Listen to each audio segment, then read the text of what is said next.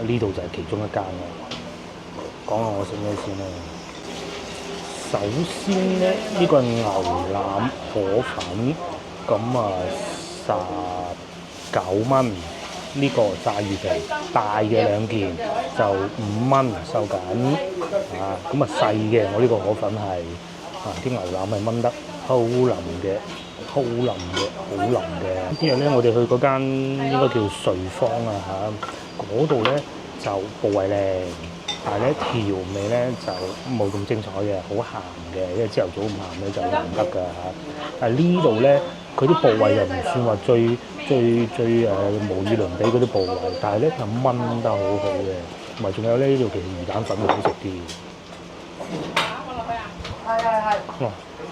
嗱就咁一碗喺度淥現場煮嘅河粉，咁咧而且佢哋係咁喎，賣完就收工，然之後咧就坐喺門口嗰啲凳嗰度食嘅，大家受唔受到咧？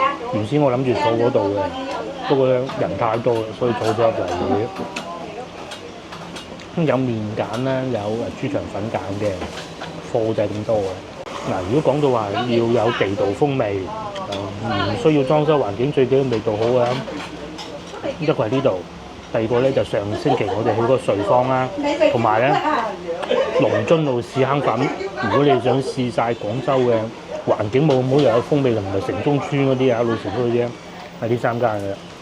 其他嗰啲一唔係咧就變到遊客店，一唔係咧就變到裝修到好靚咁嘅。佢用嘅粉咧係呢種啊，佢有近似佢少少咧嗰啲果條啊咁嘅感覺嘅。佢會窄身啲嘅，咁啊果條咧會更方形啲，呢啲叫幼身嘅河粉。闊嗰啲咧會容易碎啲，但係闊嗰啲咧想冇咁碎咧就要落多啲燉料，咁咧其實係唔好食嘅。而呢一種咧冇咁容易碎之餘咧又唔使落好多燉料，係為你估啦。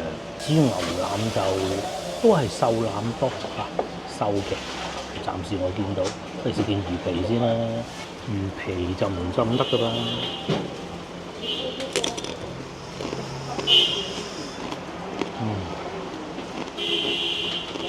好脆。